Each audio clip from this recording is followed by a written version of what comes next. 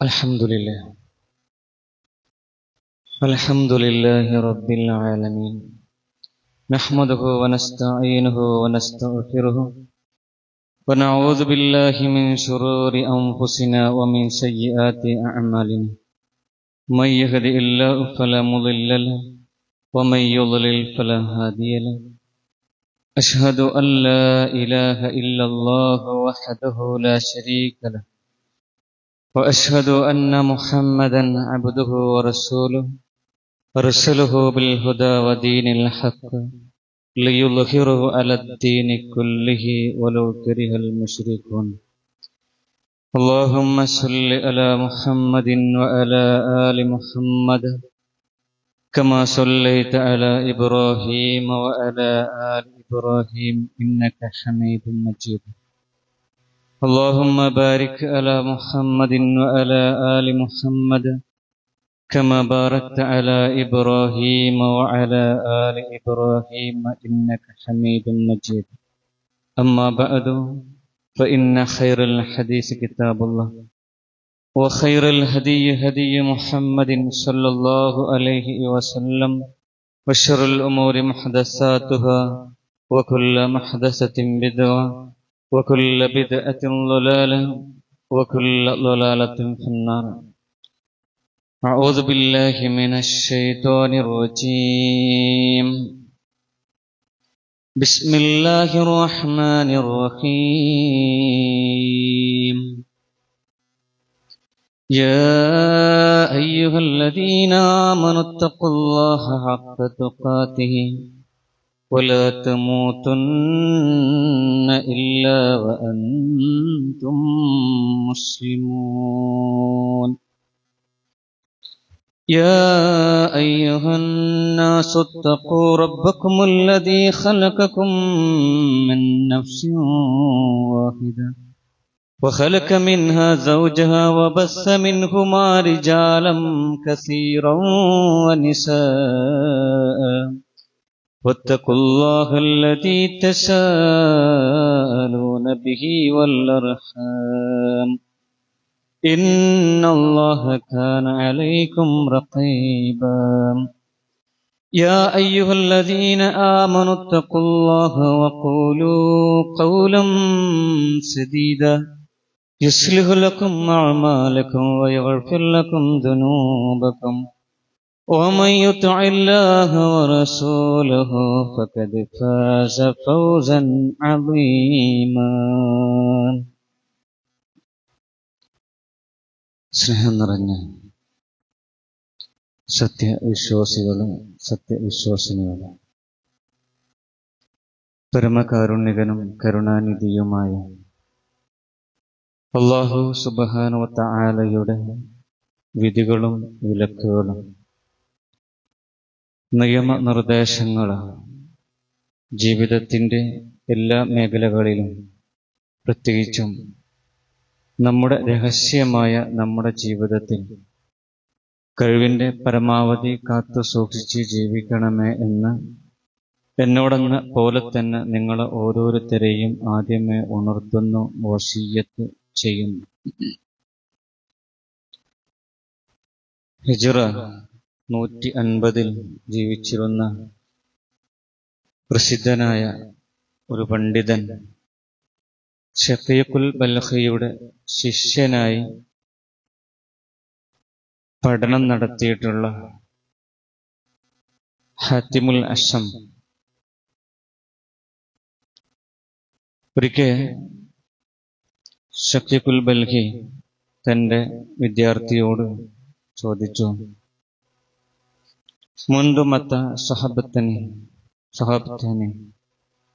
എത്ര കാലമായി താങ്കൾ എൻ്റെ കൂടെ ശിഷ്യനായി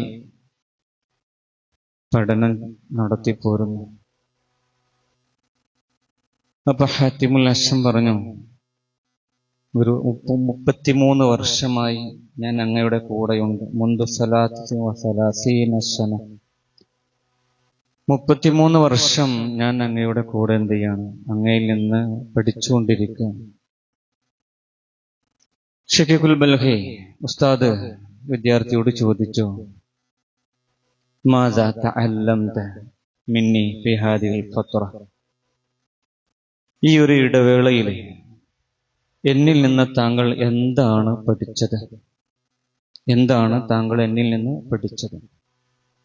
ഇത്ര വർഷം ഞാൻ ഗുരുവാണല്ലോ, താങ്കൾ ശിഷ്യനുമാണ്. ഈ കാലയളവിൽ എന്താണ് താങ്കൾ പഠിച്ചത് എന്ന് ഹാത്തിമുൽ അസ്സമിനോട് ചോദിച്ച സമയത്ത് അദ്ദേഹം വിദ്യാർത്ഥി പറയാണ്, സമാനി മസായില, ഞാൻ 8 മസ്അലകൾ ഞാൻ എൻ്റെ ജീവിതത്തിൽ പഠിച്ചു. നോക്കൂ, 33 വർഷം ശിഷ്യനായി ഷക്കീഖുൽ ബൽഖിയെ ഗുരുവായി കണ്ട് പഠിച്ച ഹാത്തിമുൽ അസ്സം പറയാണ്, ഞാൻ 8 മസ്അലകളാണ് ഈ 33 വർഷത്തിനിടയിൽ ഞാൻ പഠിച്ചത് എന്നുള്ളത്. ഉസ്താദ് അത്ഭുതപ്പെട്ടു പോയി. അദ്ദേഹം പറഞ്ഞു, ഇന്നാ ലില്ലാഹി വ ഇന്നാ ഇലൈഹി റാജിഊൻ. ذهب عمري معك ولم تتألم إلا 8 مسائل. ഞാൻ ഇത്ര കാലം താങ്കളുടെ കൂടെ നിന്നിട്ട്, താങ്കൾക്ക് ഇൽമ പഠിപ്പിച്ചു തന്നിട്ട് ആകെ പഠിച്ചത്, താങ്കൾ മനസ്സിലാക്കിയത് വെറും 8 മസ്അലകളാണോ എന്ന് ഷക്കീഖുൽ ബൽഖി അദ്ദേഹത്തോട് ചോദിച്ച സമയത്ത് ഹാത്തിമുൽ അസ്സം പറയാണ്, യാ ഉസ്താദ് ലം അതഅല്ലം ഗൈറഹ. ഉസ്താദേ, ഞാൻ ഇതല്ലാതെ ഞാൻ വേറൊന്നും പഠിച്ചിട്ടില്ല. വലാ ഉഹിബ്ബു അൻ അക്ദിബ, ഞാൻ കളവ് പറയാൻ ഞാൻ ഇഷ്ടപ്പെടുകയും ചെയ്യുന്നില്ല. ഞാൻ അതിലേറെ പഠിച്ചു, അതിൽ ധാരാളം പഠിച്ചു എന്ന് പറയാൻ ഞാൻ എന്ത് ചെയ്യണില്ല, ഇഷ്ടപ്പെടുന്നില്ല. ഞാൻ അത്രേ പഠിച്ചിട്ടുള്ളൂ. ഉസ്താദ് തിൽമി വിദ്യാർത്ഥിയോട് പറഞ്ഞു, ഹാത്തിമ എന്തൊക്കെയല്ല അസ്മോ, അങ്ങനെയെങ്കിൽ താങ്കൾ പഠിച്ച 8 മസ്അലകൾ ഒന്ന് പറഞ്ഞിരുന്നു, ഞാനൊന്ന് കേൾക്കട്ടെ. നോക്കൂ, 33 വർഷം ശിഷ്യനായി നിലകൊണ്ട ഹാത്തിമുൽ അസ്സം പഠിച്ച 8 മസ്അലകൾ. അതിലൊന്ന്, ആ 8 മസ്അലകൾ ഉസ്താദ് ചോദിക്കുകയാണ്. അപ്പൊ ഹാത്തിമുൽ അസ്സം പറഞ്ഞു കൊടുക്കുകയാണ്. ഒന്നാമത്, ഇന്നി നളർതു ഇലൽ ഖൽഖ്, ഞാന് സൃഷ്ടികളിലേക്ക് ഇങ്ങനെ നോക്കി, മനുഷ്യരിലേക്ക് ഞാൻ ഇങ്ങനെ നോക്കി. ഫറഅയ്തു, ആ സമയത്ത് ഞാൻ കണ്ടത്, അലാ വാഹിദിൻ, ഓരോരുത്തരുടെ അടുത്തും എല്ലാവരും, ഞാൻ മനുഷ്യരിങ്ങനെ നോക്കിയപ്പം ഓരോരുത്തരിലും ഞാൻ കണ്ടത് യുഹിബ്ബു മഹ്ബൂബൻ, എല്ലാവർക്കും ഒരു ഇഷ്ടഭാജനമുണ്ട്, ഒരു പ്രേമഭാജനമുണ്ട്, ഒരു ഇഷ്ടമുണ്ട്, ഒരു പ്രത്യേക സ്നേഹമുണ്ട്. അത് പലതിനോടുമായിരിക്കാം. ചില ആളുകൾക്ക് സുഹൃത്തുക്കളെ സ്നേഹിക്കുന്ന ഇഷ്ടപ്പെടുന്ന ആളുകൾ, അതേപോലെ തന്നെ മക്കൾ മാതാപിതാക്കളെ ഇഷ്ടപ്പെടുന്നു, മാതാപിതാക്കൾ മക്കളെ ഇഷ്ടപ്പെടുന്നു, ഭാര്യ ഭർത്താവിനെ ഇഷ്ടപ്പെടുന്നു, ഭർത്താവ് ഭാര്യ ഇഷ്ടപ്പെടുന്നു. ഇങ്ങനെ ചില ആളുകൾക്ക് സമ്പത്തിനോടാണ് ഏറ്റവും കൂടുതൽ ഇഷ്ടം, ചില ആളുകൾക്ക് പദവികളോട്, സ്ഥാനങ്ങളോടാണ് ചില ആളുകൾക്ക് ഇഷ്ടം, ചില ആളുകൾക്ക് ബിസിനസ്സിനോട്. ഇങ്ങനെ പലതരത്തിലുള്ള ഒരു ഇഷ്ടഭാജനം ഓരോരുത്തരടുത്തും ഉണ്ട്. ഇതാ ഞാൻ എന്ത് ചെയ്തത്, കണ്ടത്. അങ്ങനെ ഫഇദാ ദഹബ ഇലൽ ഖബരി ഫാറഖഹു മഹ്ബൂബഹു. എന്നാൽ ഈ ആളുകളൊക്കെ, ഈ ഒരു മനുഷ്യൻ എന്തിനെയാണോ, ഏതിനെയാണോ, അല്ലെങ്കിൽ ആരൊക്കെയാണോ ഇഷ്ടപ്പെട്ടത് തന്റെ ജീവിതകാലത്തിനിടയിൽ ഏറ്റവും കൂടുതൽ ഇഷ്ടപ്പെട്ടത്, പക്ഷെ അവരാരും ഈ മനുഷ്യൻ മരണപ്പെട്ടു പോകുമ്പം അവരുടെ കൂടെ ഖബറിലേക്ക് പോകുന്നതായിട്ട് ഞാൻ എന്ത് ചെയ്യണില്ല, കാണുന്നില്ല. ഇഷ്ടമുണ്ട്, അതിയായ സ്നേഹമുണ്ട്, പക്ഷെ ആരും ഈ മനുഷ്യൻ മരണപ്പെട്ട് ഖബറിലേക്ക് പോകുമ്പം കൂടെ പോകുന്നവരായിട്ട് ഞാൻ എന്ത് ചെയ്യണില്ല. ഇവൻ ഈ ദുനിയാവിൽ ഇഷ്ടപ്പെട്ട മാതാപിതാക്കളാകട്ടെ, മക്കളാകട്ടെ, ഭാര്യയാകട്ടെ, ഭർത്താവാകട്ടെ, അതല്ലെങ്കിൽ മറ്റു വിഷയങ്ങള്, അതായത് സമ്പത്താകട്ടെ, പദവികളാകട്ടെ, ഇവന്റെ ബിസിനസ് ആയിരിക്കട്ടെ, ഇങ്ങനെയുള്ളതൊന്നും ഈ മനുഷ്യന്റെ കൂടെ പോകുന്നത് എന്ത് ചെയ്യണില്ല, ഞാൻ എന്ത് ചെയ്യണില്ല, കണ്ടിട്ടില്ല. എനിക്ക് കാണാൻ സാധിച്ചിട്ടില്ല. അത് റസൂൽ സല്ലല്ലാഹു അലൈഹി വസല്ലം പറഞ്ഞല്ലേ, ഒരു മനുഷ്യൻ ഇത്ബഉൽ മയ്യിത്ത സലാസത്തുന്ന, ഒരു മയ്യത്തിനെ 3 പിന്തുടരുന്ന പ്രവാചകൻ സല്ലല്ലാഹു അലൈഹി വസല്ലം പറഞ്ഞത്. ഫയർജു ഇസ്നാനി, 2 എന്ത് ചെയ്യും? മടങ്ങും. വയബ്ക വാഹിദൻ, അവന്റെ കൂടെ, ഈ മയ്യത്തിന്റെ കൂടെ നിൽക്കുന്നത് 1 ബാക്കിയാവുന്നത്. മടങ്ങുന്നത് ഏതൊക്കെയാണ്? അവന്റെ കുടുംബം, അവന്റെ സുഹൃത്തുക്കളുമായിട്ടുള്ള എല്ലാ ആളുകളും എന്ത് ചെയ്യും? മടങ്ങും. പിന്നെ അവന്റെ സമ്പത്തും മടങ്ങും. എന്ന് വെച്ചാൽ ആ സമ്പത്ത് പിന്നെ പിൽക്കാലത്തുള്ള ആളുകൾക്കാണ് അത് ഉപയോഗിക്കുന്നത്, ഇവൻ ഉപയോഗിക്കാൻ കഴിയുന്നില്ല. പിന്നെ അവന് ബാക്കിയാകുന്നത് അമലുഹു, ഈ മനുഷ്യന്റെ അമലാണ് എന്നുള്ളത്. അപ്പോ പിന്നെ ഹാത്തിമുൽ അസം നോക്കിയിട്ട് കാണുന്നത്, ഇഷ്ടപ്പെട്ട ഈ ദുനിയാവിലെ ആരൊക്കെ എന്തിനൊക്കെ ഇഷ്ടപ്പെടുന്നോ ആ ഇഷ്ടപ്പെട്ട വാചനങ്ങൾ ഒന്നും എന്ത് ചെയ്യണില്ല, ഈ മനുഷ്യന്റെ കൂടെ ഖബറിൽ പോയി കിടക്കണില്ല. ഖബറിൽ ഒരു കൂട്ടുകാരനായിട്ട്, ഒരു മഹബൂബായിട്ട്, ഇഷ്ടഭാചനമായിട്ട്, ഒരു പ്രേമഭാചനമായിട്ട് ഖബറിൽ എന്തില്ല, ഈ മനുഷ്യൻ എന്ത് ചെയ്യണില്ല, പിന്തുടരുന്നില്ല. അതുകൊണ്ട് ഹാത്തിമുൽ അസ്മ പറയാണ്, ഫജഅൽതുൽ ഹസനാത്തി മഹബൂബി, ഞാൻ എന്റെ ഇഷ്ടഭാചനമായിട്ട്, പ്രേമഭാചനമായിട്ട്, എനിക്ക് ഏറ്റവും പ്രിയപ്പെട്ടതായിട്ട് ഞാൻ എന്റെ ദുനിയാവിൽ ഇനി ആക്കാൻ പോകുന്നത് എന്താണ്? ഹസനാത്തുകളാണ്, നന്മകളാണ്, പുണ്യങ്ങളാണ് ഞാൻ ഇനി ഏറ്റവും കൂടുതൽ എന്ത് ചെയ്യുന്നത്? സ്നേഹിക്കുന്നത്. കാരണം ഞാൻ ഈ നന്മകളെക്കാൾ എന്തിനെയൊക്കെ ഇഷ്ടപ്പെടുന്നുണ്ടോ അതൊന്നും എന്ത് ചെയ്യണില്ല, എന്റെ ഖബറിലേക്ക് എന്ത് ചെയ്യണില്ല, പോരണില്ല, എന്റെ കൂടെയില്ല, എന്റെ മരണശേഷം കൂടെയില്ല.